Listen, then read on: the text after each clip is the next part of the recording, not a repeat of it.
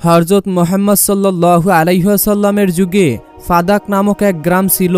সেই গ্রামে রোকানা নামক এক পালোয়ান বসবাস করত। সে ছিলেন বিশাল দেহের অধিকারী। তখনকার সময় রোকানা ছিলেন সবচেয়ে শক্তিশালী একজন পালোয়ান, কেননা কুস্তিতে তার সাথে কেউই বেড়ে উঠত না, সবাই তার কাছে পরাজিত হতো। তখনকার সময় আরবের সবচেয়ে শক্তিশালী ব্যক্তি হিসাবে রোকানাকে সবাই গণ্য করত। একদিন রোকানা তার গ্রামের লোকদের সাথে কুস্তির ব্যাপারে কি যেন আলোচনা করতেছিল। ঠিক সেই সময় সেখানে একজন ব্যক্তি এসে সকলকে উদ্দেশ্য করে বলল, তোমরা কি জানো মক্কায় একজন নবী এসেছে যার নাম মুহাম্মদ সাল্লাল্লাহু আলাইহি ওয়াসাল্লাম, এবং তিনি আল্লাহ তাআলার প্রেরিত রাসূল, এবং তার উপর আসমানি কিতাব কোরআন নাজিল হয়েছে, এবং তার কথা শুনে সবাই দলে দলে ইসলাম ধর্ম গ্রহণ করতেছে। তিনি নাকি অনেক জাদুও জানে। তার কথা শুনে লোকেরা বলল, বলো কি, তাহলে তো আমাদের অবশ্যই তার সাথে একবার দেখা করা উচিত। কিছুক্ষণ পর লোকেরা তাদের বলল, যদি সত্যি তিনি আল্লাহর প্রেরিত রাসূল হন তাহলে তো আমাকে অবশ্যই তার সাথে কুস্তি লড়তে হবে এবং তাকে সেই কুস্তিতে পরাজিত করতে হবে। এভাবে রোকানা পালোয়ান সেখান থেকে সোজা তার বাড়িতে চলে গেল। রোকানার একটি পুত্র ছিল যার নাম ছিল ইয়াজিদ। সে তার বাবার মতোই অনেক বেশি শক্তিশালী একজন পালোয়ান ছিলেন, এবং সেও তার বাবার মতো কখনো কোনোদিন কুস্তি লড়াই করে হারেনি। রোকানা তার ছেলেকে বলল, আমি লোকদের মুখে শুনলাম মক্কায় মুহাম্মদ সাল্লাল্লাহু আলাইহি ওয়াসাল্লাম নামে একজন আছে, সে নাকি অনেক বড় একজন জাদুকর। তাই আমি ভাবছি মক্কায় গিয়ে তার সাথে দেখা করব এবং তার সাথে কুস্তি করব। রোকানার মুখে এমন কথা শুনে রোকানার ছেলে ইয়াজিদ বলল, বাবা, আমিও তোমার সঙ্গে যাব, আমিও দেখতে চাই তিনি আসলে কে। অতঃপর একদিন রোকানা ও তার ছেলে মুহাম্মদ সাল্লাল্লাহু আলাইহি ওয়াসাল্লামের সাথে দেখা করার জন্য মক্কার উদ্দেশ্যে বেরিয়ে পড়ল। ফলে বেশ কয়েকদিন পর চলতে চলতে মরুভূমির বিশাল পথ পাড়ি দিয়ে তারা মক্কায় গিয়ে পৌঁছালো। কিন্তু মক্কায় পৌঁছানোর পর রোকানা দেখতে পেল যে তার নিজের মনের ভিতরে কেমন জানি অন্যরকম শান্তি অনুভব করছে। আর খেয়াল করে দেখল যে মক্কার লোকদের চেহারার মধ্যে কেমন জানি একটি নূরের আলো জ্বলছে, কারণ এখানে সবকিছুই আল্লাহর রহমতে প্রতিষ্ঠিত ছিল। মক্কার এমন পরিস্থিতি দেখে রোকানা তার ছেলেকে বলল, বাবা ইয়াজিদ, আমার মনে হয় এখানে বিশেষ কিছু আছে, কেননা আমি নিজের মধ্যে কেমন জানি অন্যরকম শান্তি অনুভব করছি, এবং এখানকার মানুষ কেমন জানি নূরে আলোয় আলোকিত হয়ে আছে, যা আমি আগে কখনোই দেখিনি। বাবার মুখে এমন কথা শুনে ইয়াজিদ বলল, হে আমার পিতা, আপনার যেমন মনে হচ্ছে আমারও ঠিক তেমনই মনে হচ্ছে। আমিও নিজের মধ্যে কেমন জানি এক অন্যরকম শান্তি অনুভব করছি, এবং এত সুন্দর শান্তির পরিবেশ আমি এর আগে কখনোই দেখিনি। এক স্থানে তারা কিছু লোকদের দেখতে পেল, তাই তারা দুজন সেখানে চলে গেল এবং রোকানা তাদের জিজ্ঞাসা করল, আচ্ছা, তোমরা কি বলতে পারবে মুহাম্মদ সাল্লাল্লাহু আলাইহি ওয়াসাল্লামকে কোথায় গেলে পাওয়া যাবে? তখন সেই লোকেরা বলল, আপনারা কারা এবং কোথা থেকে এসেছেন? তখন রোকানা বলল, আমি একজন কুস্তিগীর, আমার নাম রোকানা, আমরা ফাদাক গ্রামের বাসিন্দা। তখন লোকেরা বলল, মুহাম্মদ সাল্লাল্লাহু আলাইহি ওয়াসাল্লাম আমাদের নবী, তিনি আল্লাহ তাআলার প্রেরিত রাসূল, এখন তিনি মসজিদে আছে। অতঃপর রোকানা ও তার ছেলে মসজিদের দিকে রওনা হলো। মসজিদে প্রবেশ করে রোকানা দেখল সেখানে খুবই সাধারণ পোশাক পরে একজন বুজুর্গ ব্যক্তি বসে আছে। তার মুখে ছিল হৃদয়সিক্ত হাসি, যেন তিনি সবাইকে স্বাগতম জানাচ্ছে। তখন রোকানা দেখে চিনে ফেলে যে ইনি হচ্ছে সেই ব্যক্তি যার কথা সবার মুখে মুখে শোনা যাচ্ছিল। এরপরে রোকানা মুহাম্মদ সাল্লাল্লাহু আলাইহি ওয়াসাল্লামের নিকটবর্তী গিয়ে বলল, হে মুহাম্মদ, তুমি কি সত্যি সেই ব্যক্তি যার নাম আমি লোকদের মুখে শুনেছি? তুমি নাকি আল্লাহ তাআলার প্রেরিত রাসূল? তখন মুহাম্মদ সাল্লাল্লাহু আলাইহি ওয়াসাল্লাম বলল, হ্যাঁ, তুমি ঠিকই শুনেছো, কিন্তু তুমি কে এবং কোথা থেকে এসেছো? তখন রোকানা বলল, আমি সেই অনেক দূর থেকে আপনার খোঁজে এখানে এসেছি। আমার নাম রোকানা, আমি একজন অনেক বড় পালোয়ান। পুরো পৃথিবীতে আমার থেকে শক্তিশালী পালোয়ান আর কেউই নেই। আমি আজ পর্যন্ত কোনো কুস্তিতে হারিনি। তখন রাসূল সাল্লাল্লাহু আলাইহি ওয়াসাল্লাম খুবই ভদ্রতার সাথে রোকানাকে বলল, তুমি বসো, তোমার সাথে আমার অনেক কথা আছে। রাসূল সাল্লাল্লাহু আলাইহি ওয়াসাল্লামের কথা শুনে রোকানা পালোয়ান ভাবল, উনি আবার আমার সাথে কিসের কথা বলবে। তখন রাসূল সাল্লাল্লাহু আলাইহি ওয়াসাল্লাম তার ইসলামের দাওয়াত নিয়ে যা মহান আল্লাহ রাব্বুল আলামিন রাসূল পাক সাল্লাল্লাহু আলাইহি ওয়াসাল্লামকে দায়িত্ব দিয়েছেন সবাইকে ইসলামের দাওয়াত দেওয়ার জন্য, সেই অনুযায়ী রোকানাকেও দাওয়াতের উদ্দেশ্যে বলল, হে রোকানা, তুমি আল্লাহ পাক রব্বুল আলামিনকে ভয় করো। তোমার শরীরে এত শক্তি যিনি দিয়েছেন, তোমাকে এত বড় পালোয়ান যিনি বানিয়েছেন, সেই মহান আল্লাহ তাআলার কাছে নিজেকে আত্মসমর্পণ করো এবং সেই মহান স্রষ্টার প্রতি ঈমান আনো, আর আমাকে সেই মহান আল্লাহর রাসূল হিসাবে মেনে নাও। তখন রোকানা রাসূল সাল্লাল্লাহু আলাইহি ওয়াসাল্লামকে বলল, হে মুহাম্মদ, তুমি এসব কি বলছো? আমি তো এসেছি তোমার সাথে কুস্তি লড়ার জন্য, কারণ আমি শুনেছি তুমি নাকি আল্লাহ তাআলার প্রেরিত রাসূল, তুমি নাকি অনেক জাদু জানো। তাই তোমার এত ক্ষমতার কথা শুনে আমি তোমার সাথে কুস্তি লড়ার জন্য এসেছি, আর তুমি কিনা বলছো আমাকে ইসলাম গ্রহণ করতে। তখন নবী করিম সাল্লাল্লাহু আলাইহি ওয়াসাল্লাম রোকানাকে বলল, হে রোকানা, তুমি আমার সাথে কুস্তিতে লড়তে চাও, কিন্তু আমি তো কুস্তি লড়ি না, এসব তো আমার কাজ না, এসব তো পালোয়ানদের কাজ। তখন রোকানা রাসূলুল্লাহ সাল্লাল্লাহু আলাইহি ওয়াসাল্লামকে বলল, হে মুহাম্মদ সাল্লাল্লাহু আলাইহি ওয়াসাল্লাম, আমি তো এত অজুহাত শুনতে চাই না। আমি শুনেছি তোমার নাকি অনেক ক্ষমতা, তুমি নাকি অনেক জাদুবিদ্যাও জানো, তুমি তো আল্লাহ তাআলার প্রেরিত রাসূল, তাহলে তোমার ক্ষমতা দিয়ে তুমি আমাকে কুস্তিতে হারিয়ে দাও। তখন দয়াল নবী রাসূল সাল্লাল্লাহু আলাইহি ওয়াসাল্লাম বলল, হে রোকানা, তুমি যেহেতু এত জোরাজুরি করতেছো, তাই আমি একটি শর্তে তোমার সাথে কুস্তি লড়তে চাই। তখন রোকানা বলল, কি শর্ত শুনি? তখন দয়ার নবী মায়ার নবী রাসূল সাল্লাল্লাহু আলাইহি ওয়াসাল্লাম বললেন, হে রোকানা, তুমি যদি আমার সাথে কুস্তি লড়ার পর হেরে যাও, তাহলে তোমাকে ইসলাম ধর্ম গ্রহণ করতে হবে, আর আমাকে আল্লাহর প্রেরিত রাসূল হিসাবে মেনে নিতে হবে।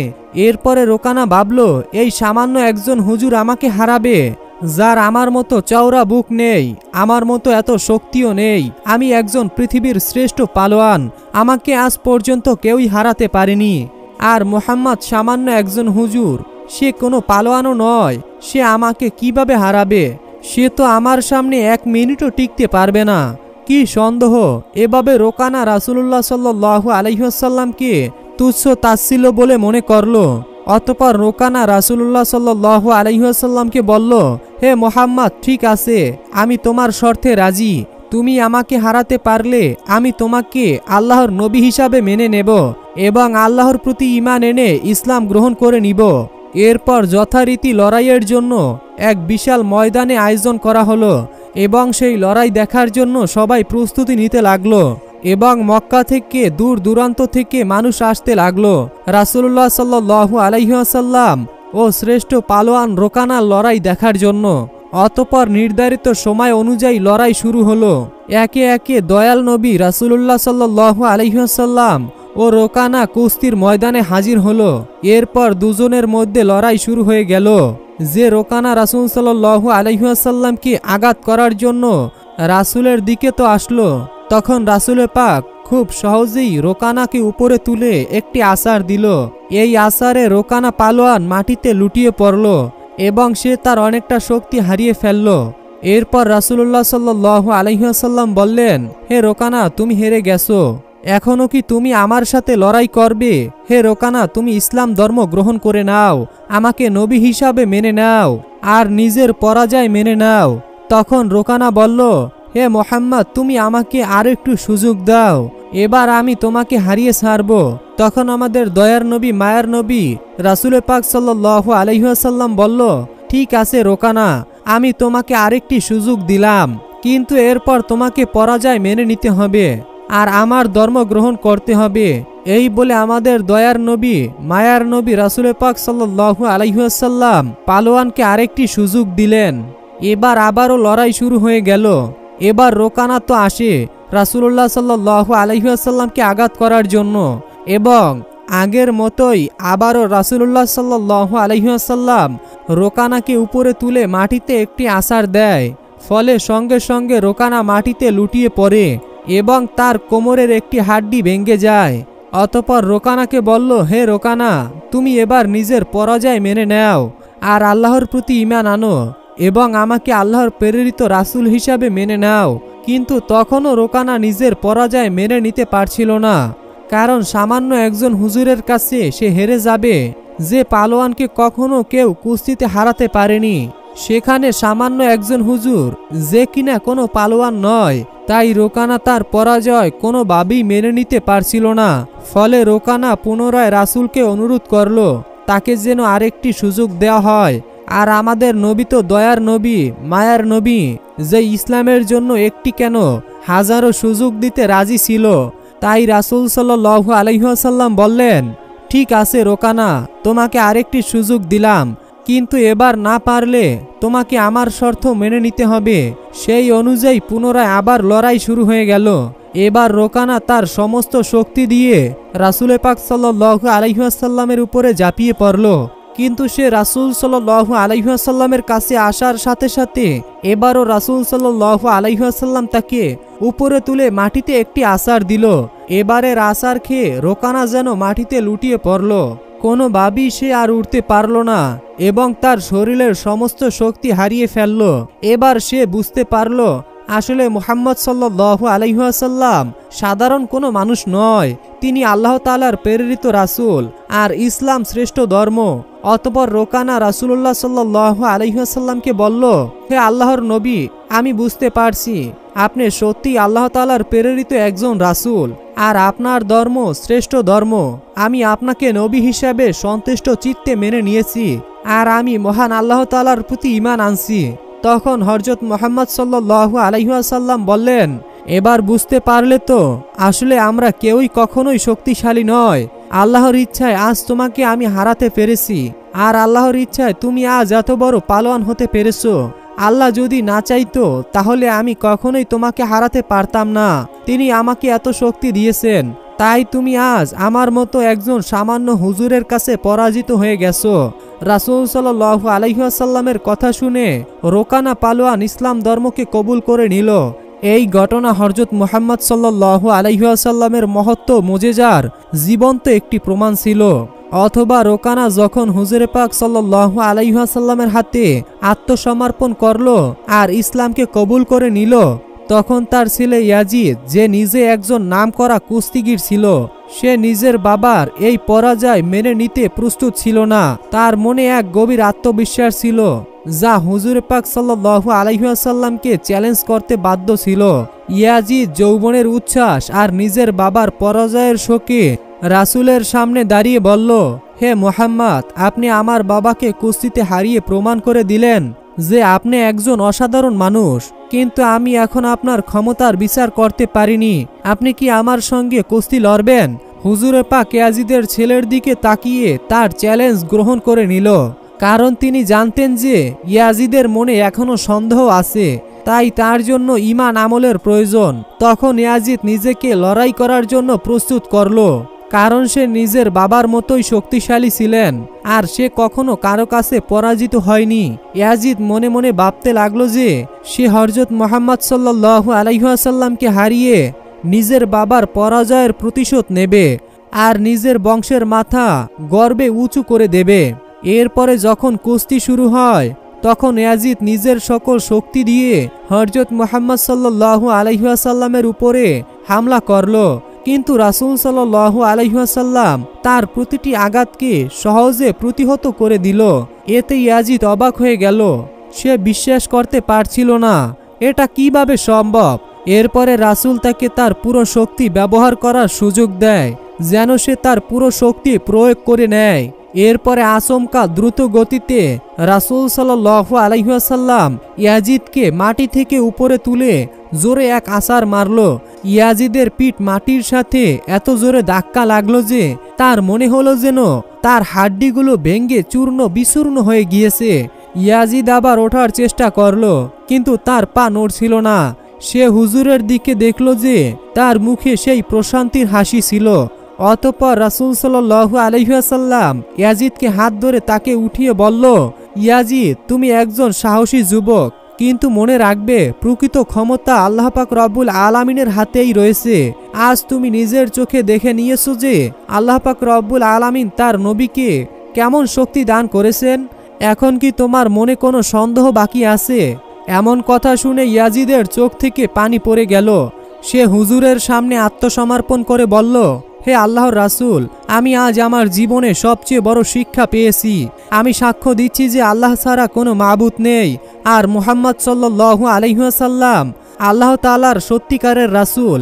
আপনাদের জানিয়ে রাখি যে এরপর রোকানা ও তার ছেলের ইসলাম গ্রহণের বিষয়টি সারা আরব জুড়ে ছড়িয়ে পড়ল। এই ঘটনার কয়েকদিন পর একদা মদিনার একজন বিধর্মী যুবক প্রিয় নবী সাল্লাল্লাহু আলাইহি ওয়াসাল্লামকে অপমান আর অপদস্থ করার জন্য নবীর কাছে এসে বলল, হে মুহাম্মদ, আপনি নবী দাবি করছেন যে আপনি আল্লাহর পক্ষ থেকে প্রেরিত একজন নবী ও রাসূল, এবং আপনার কাছে নাকি মহান আল্লাহ তাআলার পক্ষ থেকে ওহী অর্থাৎ আল্লাহর বাণী আসে।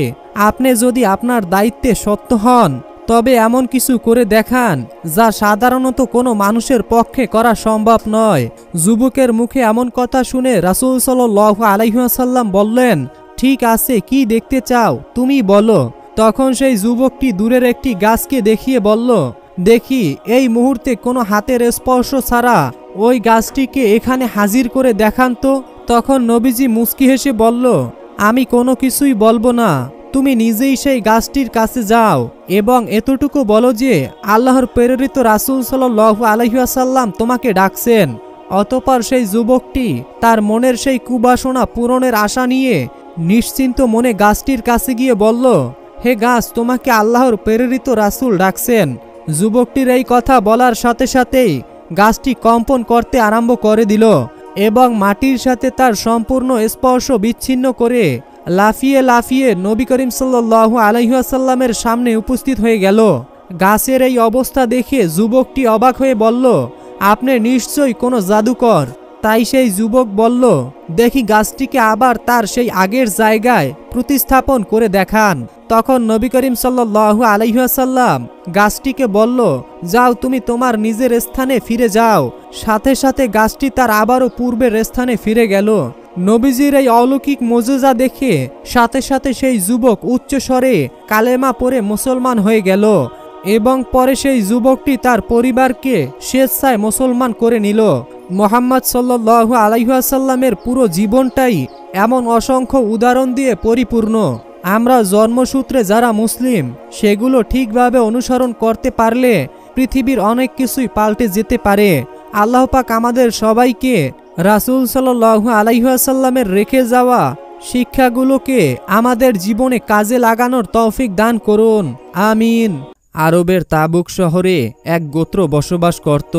সেই গোত্রের একজন সর্দার ছিল যে ছিল মূর্তি পূজক। ইসলাম ধর্মকে সে ঘৃণা করত। তার দরবারে একজন গণক ছিল। একদিন সেই গণক হযরত আলী রাদিয়াল্লাহু তাআলা আনহু-এর সম্পর্কে সর্দারকে বলল যে, আমি শুনেছি হযরত আলী রাদিয়াল্লাহু তাআলা আনহু নাকি অনেক বড় পালোয়ান এবং সে ভীষণ শক্তিশালী। এই কথা শুনে সর্দার বলল, আলী রাদিয়াল্লাহু তাআলা আনহু যদি বড় পালোয়ান হয় তাহলে তাকে পালোয়ান দ্বারাই প্রতিহত করতে হবে। সর্দার তার লোকদের বলল, তোমরা যাও আর রাজ্যের যত বড় বড় পালোয়ান আছে তাদের সবাইকে এখানে ডেকে নিয়ে আসো, কারণ তাদের সবাইকে আমি একে অপরের সঙ্গে কুস্তি লড়াবো এবং তাদের মধ্যে যে সর্বশেষ কুস্তিতে জিতবে তার সাথে হযরত আলী রাদিয়াল্লাহু তাআলা আনহু-এর কুস্তি হবে। অতঃপর পরের দিন রাজ্যের এক খোলা ময়দানে সকল কুস্তিগির এক জায়গায় হাজির হলো। সর্দার তখন সকল কুস্তিগিরকে উদ্দেশ্য করে বলল, তোমরা প্রত্যেকে একে অপরের সাথে কুস্তি লড়বে এবং সর্বশেষ যে ব্যক্তি কুস্তিতে জিতবে আমি তাকে পুরস্কৃত করব। সর্দারের কথা শুনে সকল কুস্তিগিররা একে অপরের সাথে কুস্তি শুরু করলো। এভাবে বেশ কিছুক্ষণ কুস্তি লড়ার পর সকলকে পরাজিত করে একজন বিজয় হয়ে গেল। তার নাম ছিল ফাত্তা পালোয়ান। সর্দার তখন ফাত্তা পালোয়ানকে বলল, তুমি ক্লান্ত, তাই কয়েকদিন আমার এখানে বিশ্রাম করো, তারপরে আমি তোমাকে তোমার প্রাপ্য পুরস্কার দিব। সর্দারের কথা শুনে ফাত্তা পালোয়ান আরাম করার জন্য বিশ্রামখানায় চলে গেল। অতঃপর কয়েকদিন পর সর্দার ফাত্তা পালোয়ানকে ডেকে বলল, আমার কথা শোনো, এখন আমি যে তোমার উপরে অনেক টাকা খরচ করেছি, এত কুস্তিগির এনেছি, এর উদ্দেশ্য কি ছিল তুমি কি তা জানো? সর্দারের কথা শুনে ফাত্তা পালোয়ান বলল, জি না, আমি এর উদ্দেশ্য সম্পর্কে কিছুই জানি না। সর্দার তখন বলল, আমি নিজের জন্য কোনো পালোয়ান রাখতে চাই না, বরং আমি একজন মানুষকে খুবই ঘৃণা করি, কিন্তু তার কুস্তি ভীষণ বিখ্যাত, আর তার নাম হলো হযরত আলী রাদিয়াল্লাহু তাআলা আনহু। তাই তুমি তার সঙ্গে লড়াই করে তাকে হত্যা করবে, তার মাথা কেটে আমার কাছে এনে দিবে। তুমি এমনটি করতে পারলে তাহলে আমি তোমার সাথে আমার মেয়ের বিয়ে দেব এবং সেই সঙ্গে সঙ্গে আমার রাজ্যের অর্ধেক সম্পত্তি তোমার নামে লিখে দেব, তোমাকে দিয়ে দেব। কারণ তখন আমার গর্ব হবে যে তুমি আমার মেয়ের জামাই, যে আলীকে হারিয়েছে। এরপরে ফাত্তা পালোয়ান ৪-৫ জন কুস্তিগিরকে সাথে নিয়ে মদিনার উদ্দেশ্যে রওনা হয়ে গেল। অতঃপর বেশ কয়েকদিন চলার পর তারা যখন মদিনার সীমানায় পৌঁছালো তখন প্রায় সন্ধ্যা হয়ে গিয়েছিল। তাই রাত্রি যাপনের জন্য তারা সেখানে নিজেদের তাঁবু পেতে বিশ্রাম করতে লাগলো। পরের দিন ভোরে ফজরের ওয়াক্তের সময় ফাত্তা পালোয়ান ও তার লোকেরা যখন তাঁবুর বাইরে বের হলো তখন তারা দেখলো একজন যুবক এই রাস্তা দিয়ে কোথায় যেন যাচ্ছে। তার হাতে ছিল একটি বেলচা ও রাম্বা। তাকে দেখে ফাত্তা পালোয়ানের সঙ্গে যারা ছিল তাদের একজন বলল, ওই যে একজন ব্যক্তি আসছে, চলুন আমরা তার কাছে জিজ্ঞাসা করি আলী রাদিয়াল্লাহু তাআলা আনহুকে এবং তাকে কোথায় পাওয়া যাবে। এরপরে তারা সেই ব্যক্তিকে বলল, হে যুবক, এদিকে আসো। তাদের কথা শুনে যুবক বলল, কাজ আপনাদের আছে, তো সেই জন্য আপনারাই এদিকে আসুন। এরপরে ফাত্তা পালোয়ান ও তার লোকেরা তার কাছে এসে বলল, হে যুবক, আমরা এই শহরে নতুন এসেছি একজন ব্যক্তিকে খুঁজতে আর তার সম্পর্কে কিছু জানতে। তখন সেই যুবক বলল, কি জানতে চান তার সম্পর্কে, আমাকে জিজ্ঞাসা করুন।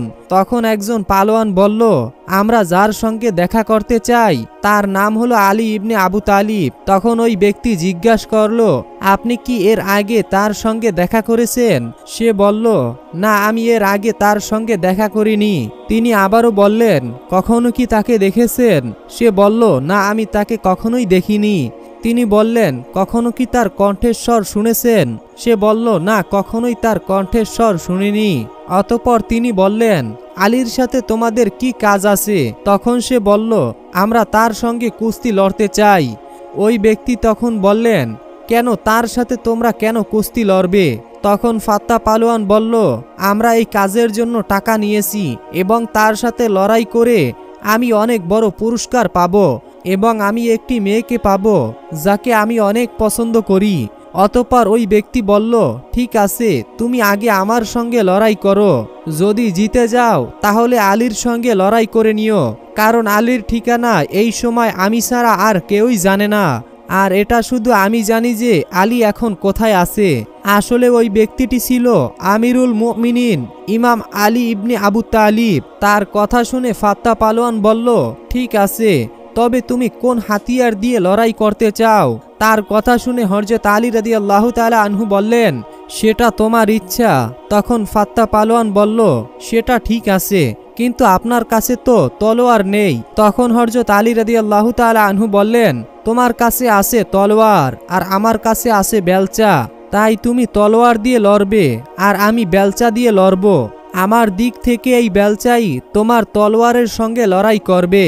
আলীর কথা শুনে ফাত্তা পালোয়ান বলল, তুমি তো অনেক সাহসী, আর তুমি যদি এত সাহসী হও তাহলে সেই আলী ইবনে আবু তালিব না জানি কতই সাহসী হবেন। অতঃপর দুজন লড়াই করার জন্য তৈরি হয়ে গেলেন।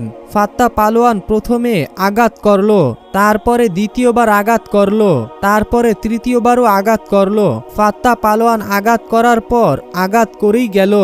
আর এদিকে হযরত আলী রাদিয়াল্লাহু তাআলা আনহু ফাত্তা পালোয়ানের আঘাত থামিয়ে দিল। ফাত্তা পালোয়ান আঘাত করতে করতে থেমে গেল, তারপর সেখান থেকে সরে গেল। তখন আলী রাদিয়াল্লাহু তাআলা আনহু বললেন, ফাত্তা, এবার আর কি কোনো তোমার ইচ্ছা আছে? ফাত্তা পালোয়ান বলল, হে অচেনা যুবক, তুমি আমাকে হতাশ করে দিলে তো। তলোয়ার আর বেলচার লড়াই শেষ করে এসে এবার হাতে হাতে লড়াই করি। তখন আলী রাদিয়াল্লাহু তাআলা আনহু বললেন, ঠিক আছে, যেটা তোমার ইচ্ছা। অতঃপর ফাত্তা পালোয়ান প্রথমে আঘাত করলো, তারপরে দ্বিতীয়বার আঘাত করলো, তারপরে তৃতীয়বার কিন্তু হযরত আলীর প্রতি আঘাত থামিয়ে দিলেন। এভাবে লড়তে লড়তে ফাত্তা পালোয়ান হাঁপিয়ে গেল। এরপর ফাত্তা পালোয়ান বলল, এখন আমি তৃতীয় পদ্ধতিতে লড়াই করব, যাতে আমি সবচাইতে দক্ষ, আর এই পদ্ধতি আমি সর্বশেষ ব্যবহার করে থাকি। আর এখন আমি বর্শি দিয়ে লড়াই করতে চাই। হযরত আলী বললেন, ঠিক আছে, তুমি বর্শি দিয়ে লড়ো আর আমি আমার রাম্বা দিয়ে লড়াই করব। অতঃপর লড়াই আবার শুরু হয়ে গেল। এবারও ফাত্তা পালোয়ান আঘাতের পর আঘাত করে গেল, আর হযরত আলী রাদিয়াল্লাহু তাআলা আনহু তার আঘাতকে থামিয়ে গেলেন। কারণ হযরত আলী রাদিয়াল্লাহু তাআলা আনহু লড়াই করার সময় মানুষের চেহারা কম, মানুষের হৃদয়কে বেশি দেখতেন। হযরত আলী রাদিয়াল্লাহু তাআলা আনহু অনুভব করলেন ওই ব্যক্তির হাতিয়ার তো চলছে, তবে তার মন পরিষ্কার আছে। কিছুক্ষণ লড়াই করার পর ফাত্তা পালোয়ান বলল, আমি ক্লান্ত হয়ে গিয়েছি, তুমি তো একবারও আমাকে আঘাত করলে না, এবার তুমি আঘাত করো। তখন হযরত আলী রাদিয়াল্লাহু তাআলা আনহু এর কাছে যেই রাম্বা ছিল সেই রাম্বাটি ফাত্তা পালোয়ানের দিকে ধরলেন আর ইশারা করে গেলেন। আলী নিজের রাম্বাকে যত উপরে উঠাচ্ছিল, ফাত্তা পালোয়ান রাম্বার সাথে সাথে তত উপরে উঠে যাচ্ছিল। এই দৃশ্য দেখে ফাত্তা পালোয়ান ঘাবড়ে গেল এবং তার বাকি লোকেরাও চিন্তায় পড়ে গেল। বাকি পালোয়ানেরা সবাই ভীষণ ভয় পেয়ে গেল যে এখানে কি হচ্ছে। যদি এই ব্যক্তির মধ্যে এত শক্তি থাকে তাহলে হযরত আলীর মধ্যে না জানি কত শক্তি হবে। ফাত্তা পালোয়ান তখন বলল, হে অচেনা যুবক, আমি হেরে গিয়েছি, আমি আমার হারকে স্বীকার করছি। আপনি বিজয় হয়ে গিয়েছেন, কিন্তু এখন আমাকে নিচে নামিয়ে দিন। অতঃপর হযরত আলী রাদিয়াল্লাহু তাআলা আনহু তাকে নিচে নামিয়ে দিলেন আর নিজের বেলচা ও রাম্বা পাশে রাখলেন। তারপর বললেন, এখন বলো ফাত্তা পালোয়ান কি বলতে চাও। ফাত্তা পালোয়ান তখন বললেন, হে অচেনা যুবক, যেই উদ্দেশ্যে আমি এসেছিলাম তা তো পূরণ হবার নয়, এখন আপনি আমাকে বলুন আপনি কে। তখন হযরত আলী রাদিয়াল্লাহু তাআলা আনহু বললেন, যেই আলীকে তোমরা খুঁজে বেড়াচ্ছ আমি সেই আলী ইবনে আবু তালিব। ফাত্তা পালোয়ান যখনই এই কথা শুনল তখন সে কাঁদতে শুরু করলো, ভয়ে ভীতু হয়ে গেল। হযরত আলী রাদিয়াল্লাহু তাআলা আনহু জিজ্ঞাসা করলেন, এই ফাত্তা পালোয়ান তুমি কাঁদছো কেন? তখন সে বলল, হে মাওলানা, আমি অনেক আশা নিয়ে এসেছিলাম, অনেক বড় পুরস্কার পাবো, আর যে নারীকে আমি ভালোবাসবো তাকে পেয়ে যাব।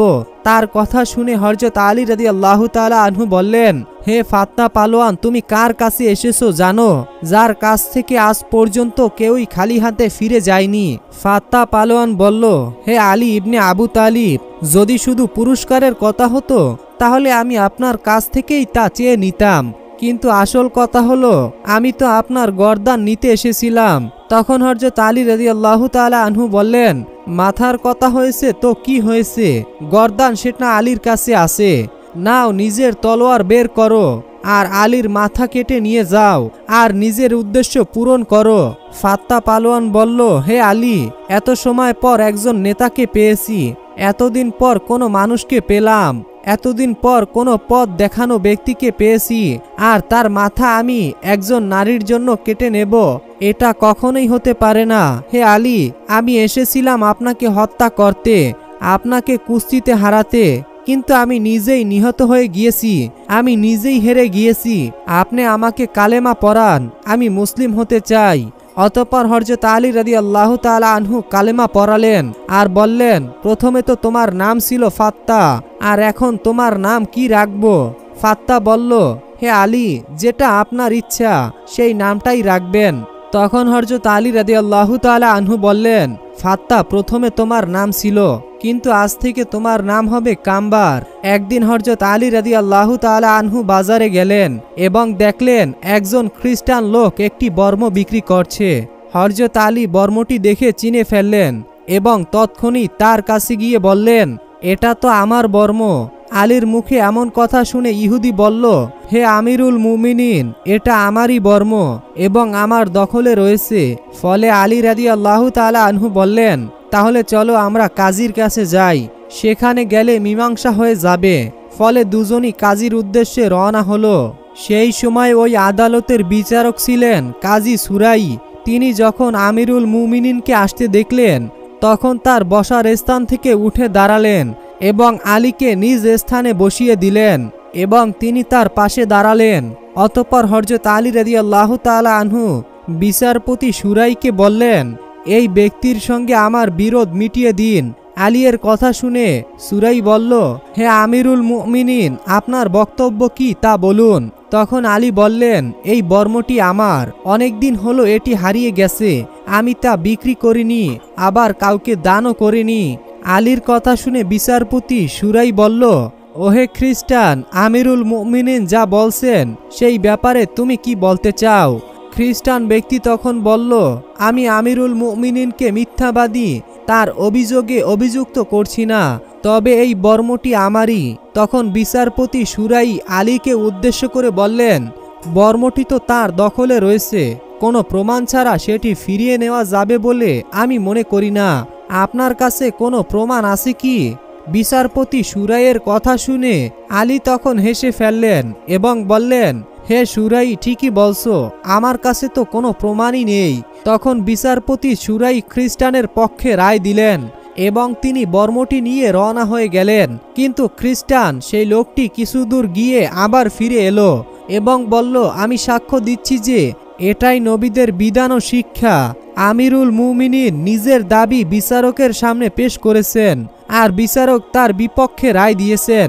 আল্লাহর কসম, হে আমিরুল মুমিনিন, এটা আপনারই বর্ম।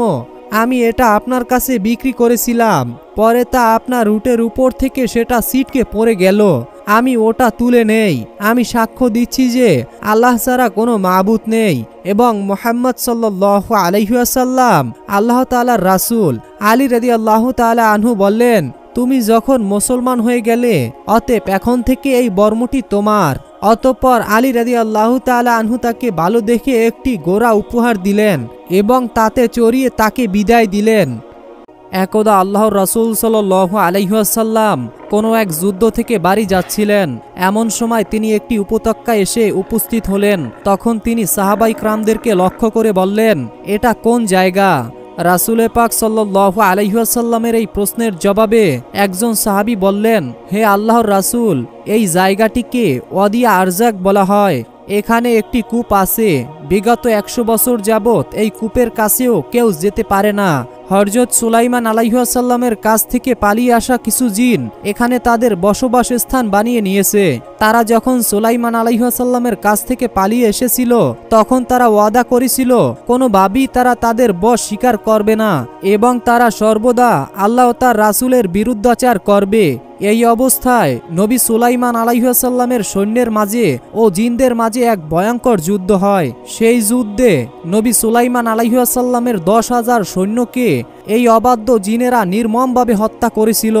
এখন তারা সেই ভয়ঙ্কর কূপের ভিতরে এবং তার চারপাশে ছড়িয়ে ছিটিয়ে বসবাস করে। যখনই কোনো মানুষ সেখানে যায়, তারা নৃশংসভাবে সেই লোকটিকে হত্যা করে। সাহাবীর এই কথা শুনে রাসূল পাক সাল্লাল্লাহু আলাইহি ওয়াসাল্লাম বললেন, আচ্ছা, তাহলে এই কথা, এই তাহলে সেই জায়গা যেখানে সেই ভয়ঙ্কর জিনেদের বসবাস রয়েছে আর তারা অন্যায়ভাবে মানুষকে হত্যা করে। যদি এমনটাই হয়ে থাকে, তাহলে তোমরা সকলেই এখানে থেমে যাও, কেননা এর একটি প্রতিকারণ, এর একটি সমাধান আমাকে বের করতেই হবে। আমরা কখনোই অন্যায়ভাবে মানুষকে হত্যা করার জন্য তাদেরকে এভাবে মুক্তভাবে ছেড়ে দিতে পারি না। রাসূল পাক সাল্লাল্লাহু আলাইহি ওয়াসাল্লামের আদেশ মতে সাহাবায়ে কেরামরা সকলেই সেখানে থেমে গেল। তখন রাসূল পাক সাল্লাল্লাহু আলাইহি ওয়াসাল্লাম বললেন, সফরের কারণে আমরা অনেক পিপাসার্ত ও ক্লান্ত হয়ে পড়েছি। আশেপাশে কোথাও পানির কূপ নেই। অতএব তোমরা যাও, কিছু সংখ্যক লোক গিয়ে সেই জিনদের কূপ থেকে পানি তুলে নিয়ে আসো। রাসূল পাক সাল্লাল্লাহু আলাইহি ওয়াসাল্লামের কথা মতো কিছু সংখ্যক সাহাবী সেই কূপে পানি তুলতে গেল। যখনই সাহাবায়ে কেরামরা সেই কূপের কিছুটা কাছে গেল, তখনই সেই কূপের ভিতর থেকে এক ভয়ঙ্কর জিন বের হলো। তার চেহারা এতটাই ভয়ঙ্কর ছিল যে সাহাবায়ে কেরামরা সামনে আর অগ্রসর হওয়ার সাহস পেলেন না।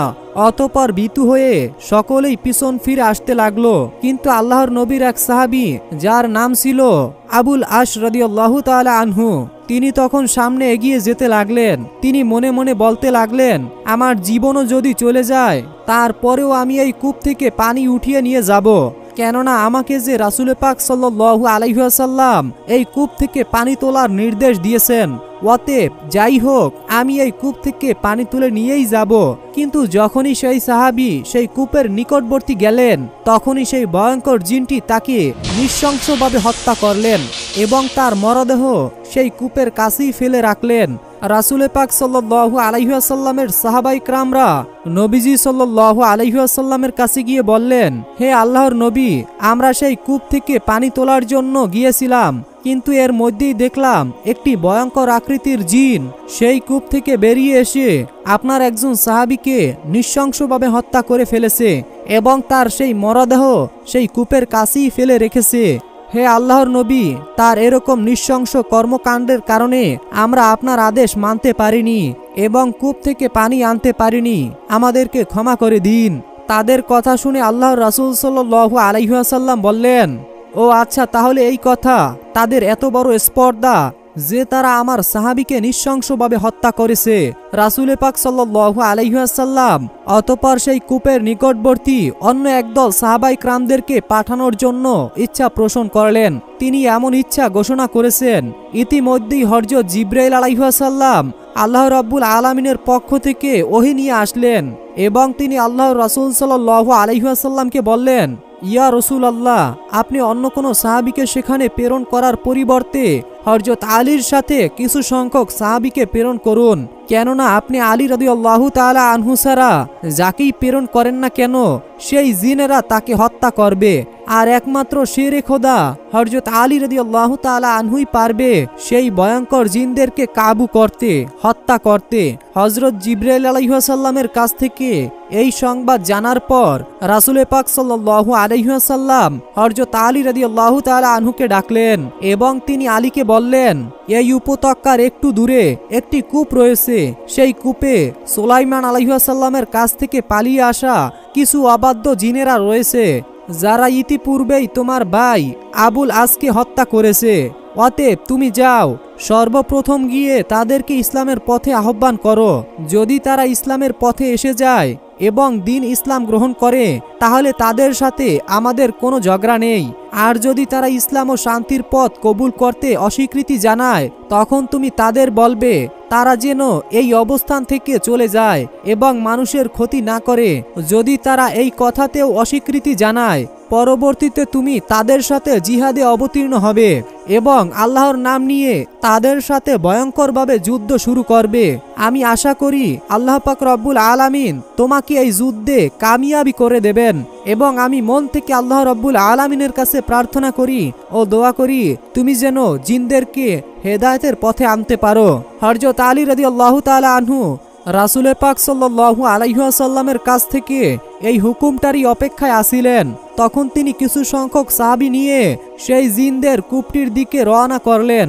হযরত আলী রাদিয়াল্লাহু তাআলা আনহু যখন তার সঙ্গী সাথীদেরকে নিয়ে সেই কূপের নিকটবর্তী হলেন, সাথে সাথে সেই ভয়ঙ্কর জিনটি কূপ থেকে বেরিয়ে আসলেন এবং তাদেরকে লক্ষ্য করে বললেন, তোমরা এখনো কি আমাকে ভয় পাওনি? আমি ইতিপূর্বে তোমাদের একজনকে নৃশংসভাবে হত্যা করেছি, এখন তোরা আবার এখানে এসেছিস। ইতিপূর্বে যাকে হত্যা করেছি তার চাইতেও নৃশংসভাবে আমি তোমাদেরকে হত্যা করব এবং এই দুনিয়ার জমিন থেকে তোমাদেরকে বিদায় করে দেব। হযরত আলী রাদিয়াল্লাহু তাআলা আনহু জিনদের এই কথা শুনে বললেন, হে আল্লাহর নাফরমান জিন, তুমি জেনে রাখো আমার মা আমার নাম রেখেছে কারারে হায়দার, আমি শেরে খোদা আলী, আর আমাকে তোমার কাছে পাঠিয়েছেন আমাদের প্রিয় নবী হযরত মুহাম্মদ সাল্লাল্লাহু আলাইহি ওয়াসাল্লাম, যাকে আল্লাহ সৃষ্টি না করলে পৃথিবী গ্রহ নক্ষত্র কোনো কিছুই আল্লাহ তাআলা সৃষ্টি করতেন না। এই কথা শুনে সেই জিনটি অট্টহাসি দিয়ে বলল, সৌভাগ্য তোমার আলী, কিছুক্ষণের মধ্যেই তুমি এই দুনিয়ার জমিন থেকে বিদায় গ্রহণ করবে, আর ইসলাম গ্রহণের কথা বলতেছো সেই সুলাইমান আলাইহিস সালামকেই তো আজ থেকে হাজার হাজার বছর পূর্বেই আমরা তাকে লাথি মেরে ছুঁড়ে ফেলে দিয়েছি, আমরা কোনোদিনও ইসলামের বশ্যতা স্বীকার করব না। তখন হযরত আলী রাদিয়াল্লাহু তাআলা আনহু বললেন, আমি দ্বিতীয়বার তোমাদের কাছে সেই প্রস্তাবটি করছি, যদি তোমরা ইসলাম গ্রহণ করতে চাও তাহলে এই স্থান থেকে তোমরা দূরে চলে যাও। তোমরা নৃশংসভাবে মানুষকে হত্যা করছো এবং মানুষের জীবনকে তোমরা অতিষ্ঠ করে রেখেছো। তখন সেই জিনটি বলল, আলী, কল্পনা দেখা বন্ধ করে দাও, কোনোদিনও আমরা এই স্থান ছেড়ে কোথাও যাব না। তখন হযরত আলী রাদিয়াল্লাহু তাআলা আনহু হুঙ্কার ছেড়ে বললেন, হে আল্লাহর নাফরমান বান্দা, আমার সাথে যুদ্ধ করার জন্য প্রস্তুত হয়ে যাও। তখন সেই জিনটি বলল, তুমি একজন দুর্বল মানব সন্তান আর তুমি করবে আমার সাথে যুদ্ধ? দেখি তোমার গায়ে কত শক্তি আর কত জোর রয়েছে। এই বলে সেই জিনটি হযরত আলী রাদিয়াল্লাহু তাআলা আনহুর উপরে ঝাঁপিয়ে পড়ল, আর সাথে সাথে শেরে খোদা হযরত আলী রাদিয়াল্লাহু তাআলা আনহু তার হাতে থাকা জুলফিকার তলোয়ার দিয়ে এক আঘাতেই সেই জিনটির মাথা দ্বিখণ্ডিত করে ফেলল এবং তার ববলীলা সাঙ্গ করে জাহান্নামের দুয়ারে পাঠিয়ে দিল। সেই জিনটি নিহত হওয়ার সাথে সাথে উক্ত কূপের ভিতর থেকে হাজার হাজার জিন উপরে উঠে আসলো এবং তারা ভয়ঙ্করভাবে আওয়াজ করতে লাগলো। তাদের ভয়ঙ্কর আওয়াজে আসমান ও জমিন প্রকম্পিত হতে লাগলো। এই অবস্থা দেখে হযরত আলী রাদিয়াল্লাহু তাআলা আনহু কুরআনুল কারীম থেকে কিছু আয়াত তিলাওয়াত করতে লাগলেন।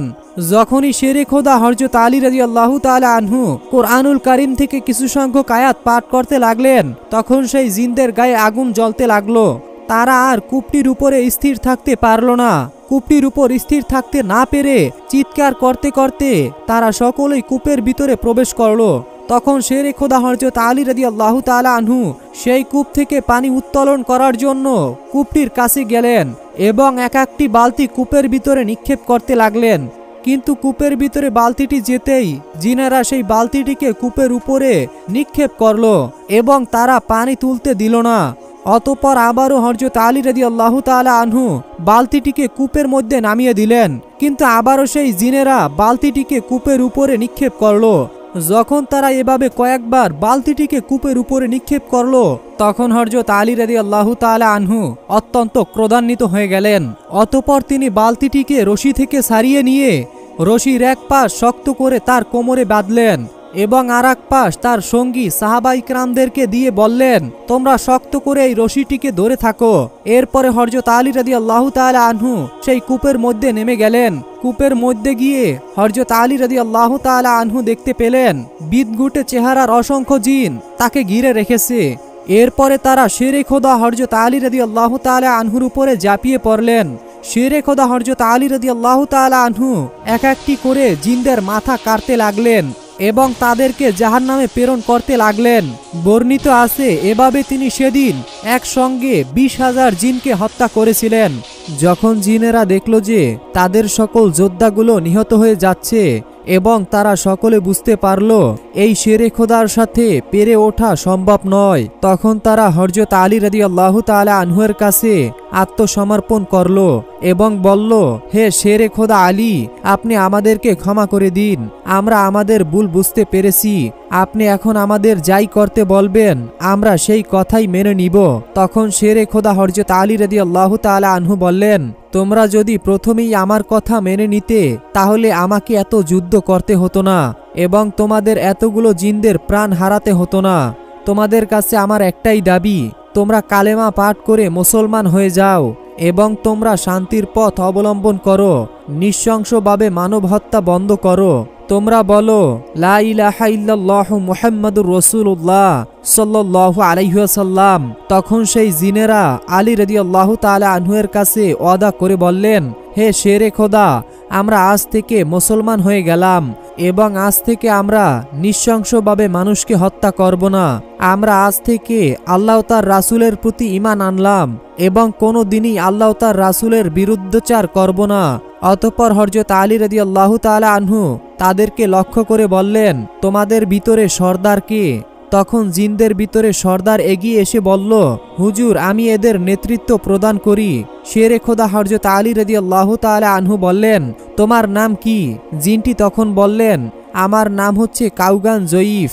তখন আলী রাদিয়াল্লাহু তাআলা আনহু তাকে বললেন, আজ থেকে আমি তোমাদের নাম রাখলাম জাফর জাইফ। তুমি এতদিন তোমার জাতিকে অন্যায় ও অবাধ্য পথ দেখিয়েছিলে, তুমি তাদেরকে আল্লাহ তার রাসূলের বিরুদ্ধাচার করতে শিখিয়েছো, কিন্তু আজ থেকে আমি তোমাকে দায়িত্ব দিচ্ছি, তুমি তাদেরকে হেদায়েতের পথে পরিচালিত করবে এবং সর্বদা আল্লাহ তার রাসূলের অনুগত শিখাবে।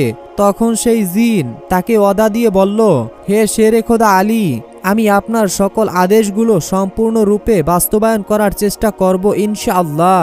আমি কখনোই আল্লাহ তার রাসূলের বিরুদ্ধচার করার জন্য আমার জাতিকে আর উৎসাহিত করব না। এরপর শেরে খোদা হযরত আলী রাদিয়াল্লাহু তাআলা আনহু সেই কূপ থেকে পানি নিয়ে রাসূলে পাক সাল্লাল্লাহু আলাইহি ওয়াসাল্লামের সামনে উপস্থিত হলেন এবং তিনি তাকে বললেন, ইয়া রাসূলুল্লাহ, আমি তাদের সাথে যুদ্ধ করেছি এবং অসংখ্য জিনদেরকে জাহান্নামের দরজা পর্যন্ত পৌঁছে দিয়েছি।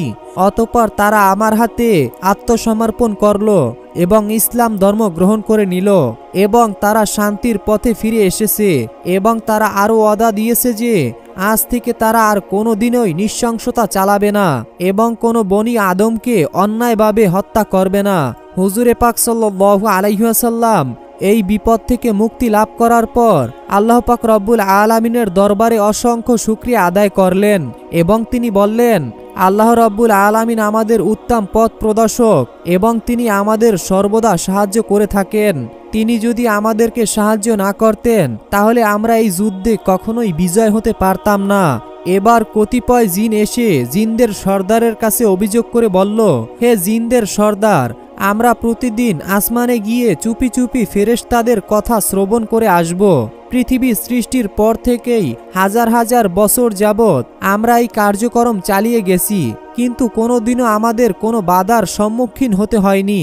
আমাদের নিয়মিত রুটিন মোতাবেক আজকেও আমরা ফেরেশতাদের কথা চুপি চুপি শ্রবণ করার জন্য আসমানে গিয়েছিলাম, কিন্তু আজকে আমাদেরকে প্রবল বাধার সম্মুখীন হতে হয়েছে। আমাদের দিকে প্রজ্বলিত অগ্নিফুলকি ছুঁড়ে মারা হয়েছে।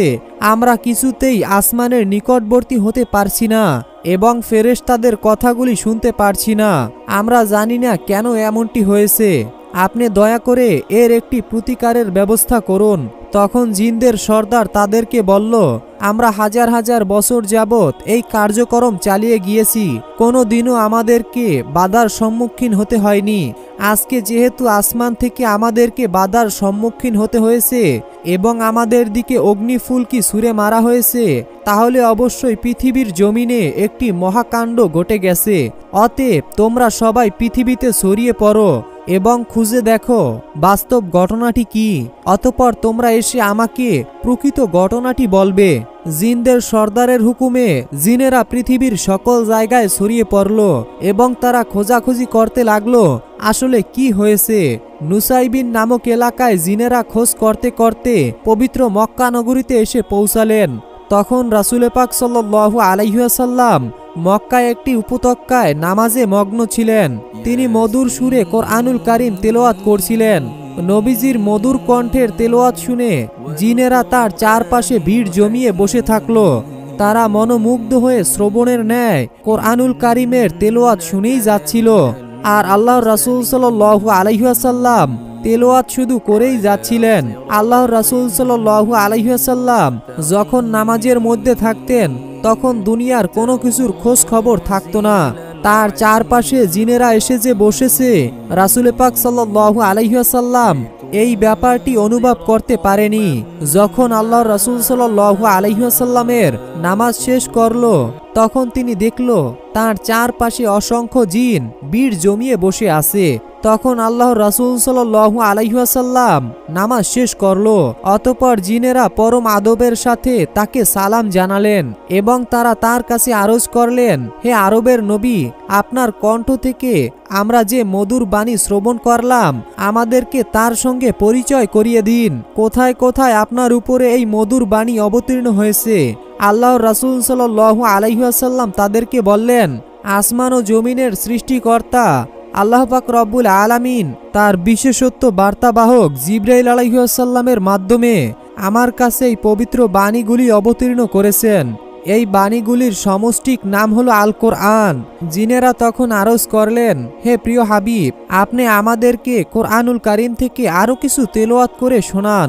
আমরা কোরআনুল কারীম থেকে তেলাওয়াত যতই শুনি আমাদের মনের তৃষ্ণা নিবারণ হয় না। তখন আল্লাহর রাসূল সাল্লাল্লাহু আলাইহি ওয়াসাল্লাম তাদেরকে কোরআনুল কারীম থেকে আরো কিছু আয়াত তেলাওয়াত করে শোনালেন।